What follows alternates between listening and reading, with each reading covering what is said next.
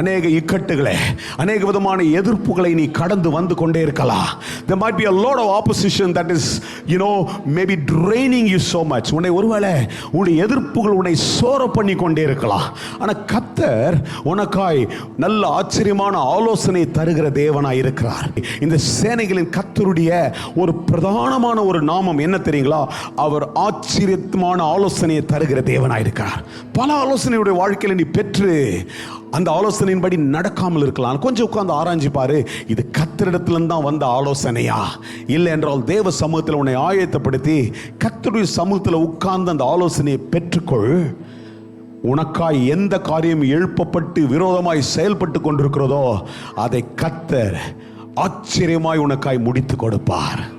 Our God is an awesome in any advice that he gives. உனக்கு கொடுக்கிற எந்த ஆலோசனையில் அவர் நிச்சயமாய் ஆச்சரியமான ஆலோசனை தருவார். அநேக நேரம் கர்த்தர் கொடுக்கிற ஆலோசனை சும்மா இருன்னு இருக்கும்.